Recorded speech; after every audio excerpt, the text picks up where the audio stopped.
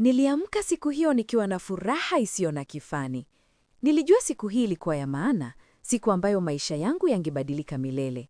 Nilikuwa nimejipanga vizuri, nguo yangu safi, nywele zimepangwa na ndoto zangu zote zikiwa karibu kutimia. Lakini moyo wangu haujui kwamba mapenzi yangu yalikuwa karibu kupatwa na maumivu yasiyotarajiwa. Nilikutana na Juma wakati nasoma chuo mwaka wa pili. Mapenzi yetu yalianza kidogo kidogo tulipokuwa wapenzi wa siri. Lakini kwa kila neno lake nilihisi amani na furaha. Baada ya miaka miwili ya uhusiano wetu wa siri, Juma alinipa ahadi. Amina, nitakuoa, maisha yetu yatakuwa ya furaha. Nilifurahi mno. Niliota ndoto za maisha yetu pamoja, tukipanga familia yetu, nyumba yetu na ndoto zetu zote. Familia zetu pia walikuwa wakifurahia na kila mtu alitarajia kuona harusi yetu. Nilihisi maisha nimeyapatia.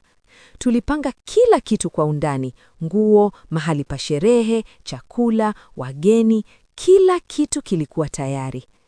Lakini siku moja nilianza kuhisi mabadiliko. Juma alianza kuchelewa kujibu meseji zangu, kupokea simu na kupotea bila sababu, na mara nyingine simu zake hazikupokelewa kabisa. Nilijaribu kumfuata mara nyingi, lakini kila mara aliniambia, "Usijali Amina, kila kitu kipo sawa. Tuendelee kujiandaa kwa harusi yetu." Niliguswa na maneno yake, lakini ndani ya moyo wangu hofu ilianza kukua. Siku ya harusi ilifika na moyo wangu ulikuwa unacheza kwa furaha. Watu walifika, mandhari yote ilikuwa safi, kila kitu kilikuwa tayari. Lakini Juma hakuwapo. Saa 1, 2, 3 hakuja. Simu zake hazikujibiwa, si meseji wala kupokelewa. Nilihisi dunia ikitoweka chini ya miguu yangu. Familia na marafiki walijaribu kumtafuta, lakini hakuna habari. Nilikaa pale nikijiuliza, kwa nini? Aliahidi kunioa. Miezi ilipopita na hatimaye kupitia barua tu nilijua ukweli. Juma alikimbia harusi. Hakusema sababu moja kwa moja, lakini maneno yake yalikuwa wazi.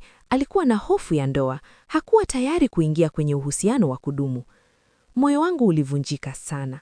Kila kitu tulikuwa tukikipanga kilipotea. Nilijifunza somo gumu.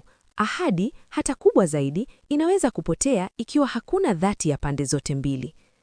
Baada ya muda, nilimwomba Mungu anipe uwezo wa kusamehe na kuendelea na maisha yangu. Nilimaliza chuo na kupata kazi kwenye kampuni kubwa ya mawasiliano.